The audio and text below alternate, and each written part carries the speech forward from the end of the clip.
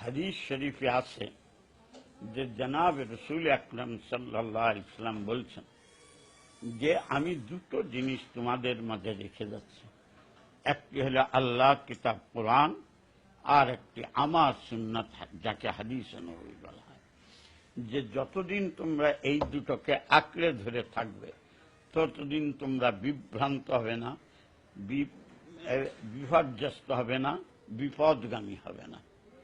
এবং জনাবে রসুল আকরাম সাল্লাল্লাহু আলাইহি ওয়াসাল্লাম আরো বলছেন যে আমার উম্মতের ভিতরে সদা সর্বদা এক দল সত্যের উপরে প্রতিষ্ঠিত থাকবে, তাদের শত্রুদের আক্রমণে কখনো তারা বিভ্রান্ত হবে না, বিপদগামী হবে না, বরং অটল অবিচল ভাবে সত্যের উপরে টিকে থাকবে।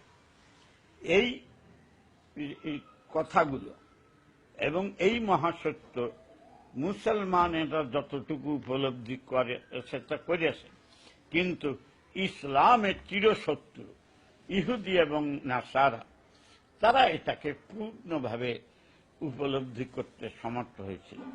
কাজেই তারা ইসলামকে মিটাবার জন্য এই আলিম সমাজ যারা এই হাদিসের তাদের থেকে সরানোর চেষ্টা করছিল। সাম্রাজ্যবাদ ব্রিটিশ যখন এদেশে তাদের সাম্রাজ্যবাদকে প্রতিষ্ঠিত করতে চায়, তখন তারা মুসলমানদেরকে কথা বলছে, তোমরা নামাজ রোজা করো, তোমাদের ধর্মকর্ম করো, কিন্তু এই মৌলবীদের কথা শুনে না, আলিম সমাজের কথা।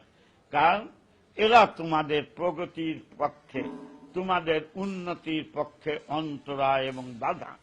তোমরা এদেরকে যে ভাবেই হোক সমূলে উৎখাত করো। আজকে ইসলামের শত্রুরা, সাম্রাজ্যবাদী শক্তি যাদের আমরা বলি, তারা দেখছে যে এইভাবে কৌশল অবলম্বন ছাড়া আর কোনো উপায় হবে না।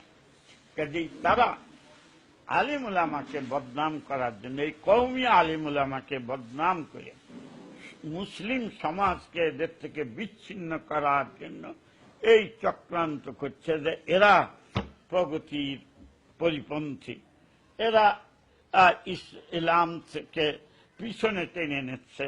এই কথা বলে তারা আমাদের সরল সহজ সাধারণ মুসলমানকে এই দিকে নিবার জন্য চেষ্টা করছে, কিন্তু আলহামদুলিল্লাহ পারেনি, আর ইনশাআল্লাহ পারবেও না।